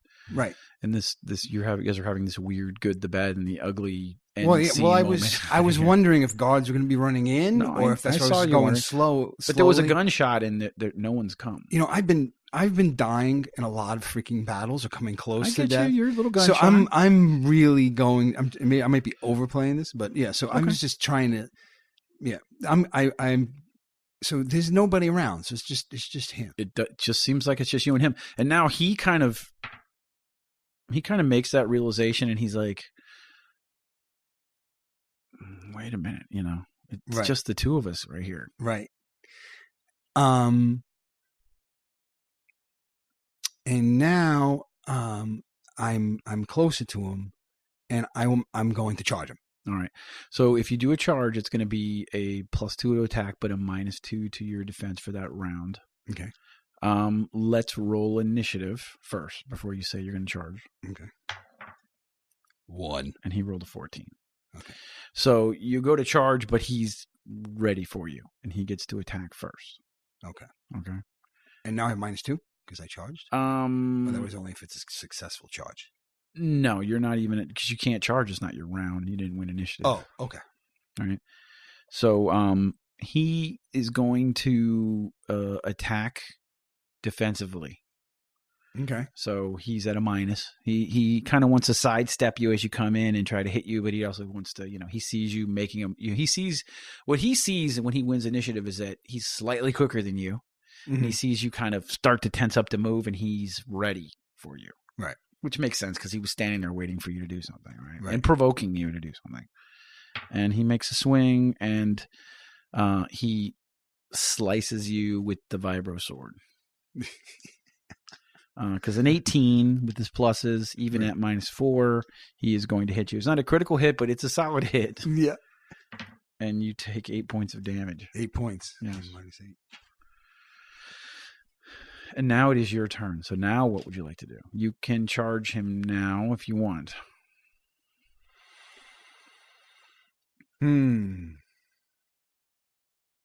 You'll get the +2, but you will be -2 next round for your defense. Right. All right.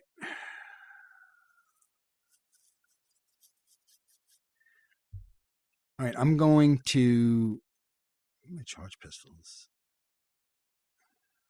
I'm minus that charge You're pistol. going to be -4 to shoot the charge pistol. Yeah. -4 on my ranged attack. So if I'm +4 ranged, it'll be whatever a straight up roll is. Yeah. Which will be his defense. His defense. Yeah. Okay. All right. So, I mean, he's armored. It's not super heavy armor, but he's also that's right. I have the tactical vest on. And he's also part synthetic. Oh yeah. So what was your defense with the tactical vest? +6. Plus, and plus I also had a cloak on. Yeah, that wouldn't have done much for you. But so it would have been +6 to your defense. He still would have hit. He rolled an 18.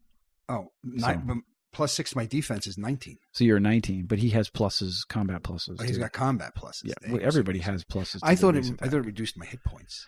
No. They're assuming that the combination of the armor and the, sometimes it'll just hit the armor and do nothing. Right. That makes more sense. Sometimes it'll miss you entirely. Yeah. Okay. So, so he basically slashed you really deeply in your thigh. Okay. Okay. I am going to, which is a place that you have not been hurt yet. So, right. You don't have an owie there already that he opened up. Okay, good. It's a new owie. It's a new owie. Yeah. It's one of the few parts of my body left.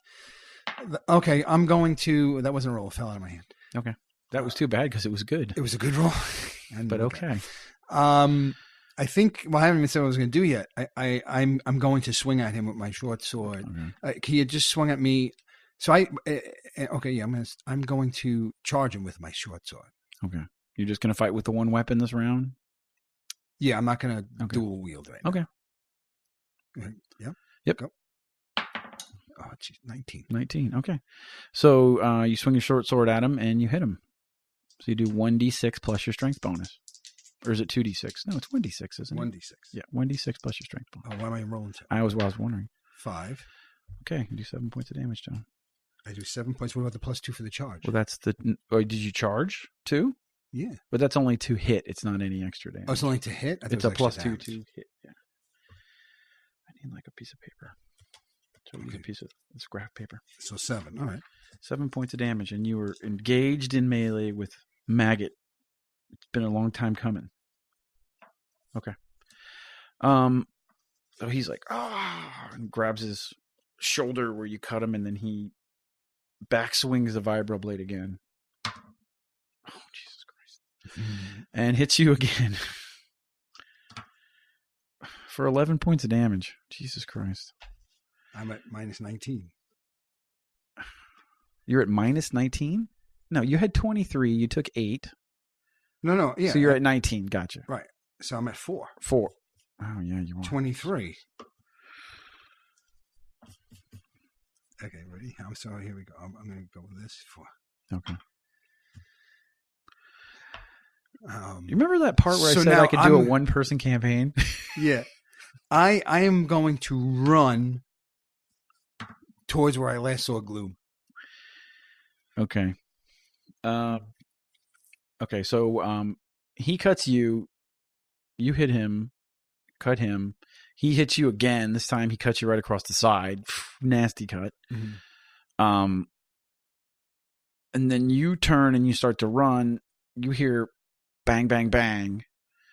And like that silent clack, clack, clack sound. And you hear and Flachet is just landing all around him. None of it's fucking hitting him. None of it's hitting Maggot? But he's distracted. He's looking around like, what the fuck? And you are able to start to run away from him. Okay. Which way are you running? Are you running towards the gate? Are you running towards another cell? Where are you going? Because you're kind of locked in this place with him because the gate's closed. The gate's closed, and right? you're past the rope, so you can't pull yourself back up again.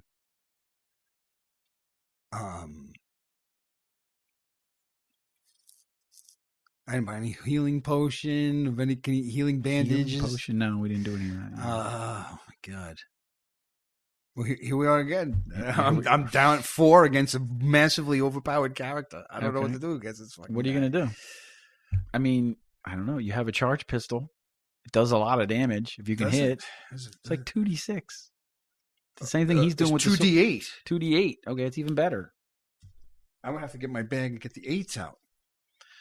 You should have all your dice So out. I turn around. Okay. Yeah, and I'll take a shot at him with that. I thought it was a 1d6 or something. Mm-hmm. And I'm minus what with that? It's a push because you're +4, but you're -4. Right, so I'm 0. You're 0. You're whatever you roll. All right. I have to roll a d20 to see if I hit him. Yeah. 15. You hit him. +5. Okay, so I hit him. Now 2d8. So you're going to have to roll the 8 twice. This guy, right? Isn't this an 8? Yeah. Yeah, so you have 2 8s. Okay, good. Go. Perfect. 5. 5. Right. So +5, he's okay. 11 points of damage. There's no plus adds to that. Yeah. So you were able to move far enough away from him that he's going to have to close on you again. You guys will re-roll initiative if you're going to engage. You will get a shot of opportunity on him. Okay. And you hear plack, plack, plack again. Okay, and I lost my d20. Did I put it back in the bag? Yes, I did. all right. Well, so what happened? Sorry. So you turn and you shot him, and you hit him with the pistol, right? And then at the same time, in his back, you heard clack, clack, clack, and so a bunch of the Flachet hit the ground behind him, and then one grouping of it hit him. Okay. And he starts to shake his head like this, but he's kind of out of it. You could tell that he's like woozy from whatever it was that was secreted from his fingers onto those Flachet is starting to affect him. Just roll a d20 for me real quick. Okay. That's it. Okay, so yeah, I have the charge pistol out. It's already pointing out. I'm going to take another shot. Okay. So he's closing on you, so take a shot. 15. 15, you hit him again. Okay. 2d8. 6. Okay. So, and you could hear when the bullets hit him that you can hear him ripping through like metal parts of his body. But that one was in his shoulder. The other one was in his leg. He's kind of running at you. He's going to close on you, and then we're going to roll initiative again. Okay. He's at a minus. Oh, I will. 17. 7. Jesus Christ. Okay. So he's going to go first. Okay. He's at a heavy minus, though, because you could just tell he's not quite with it. He's injured, pretty badly injured, you can tell. He's bleeding from a number of holes, which is very satisfying for you. And he's kind of, like I said, he's kind of grogging out of it. He's trying to shake his head, and he swings at you. Okay. And he swings over your head as you kind of evade him, and he's not 100% there, you can tell. Okay. So now what are you going to do? Being that he's in range, I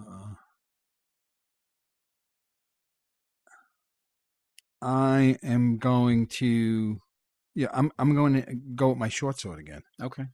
I want to connect with him. So I swing. I'm going to take a swing with him. Okay.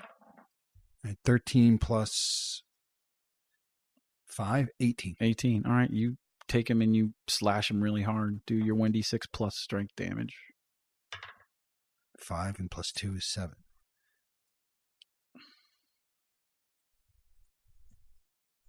All right. You take your sword and you plunge it into his side, just a solid hit, and sinks about halfway down the blade into his side, and he's like,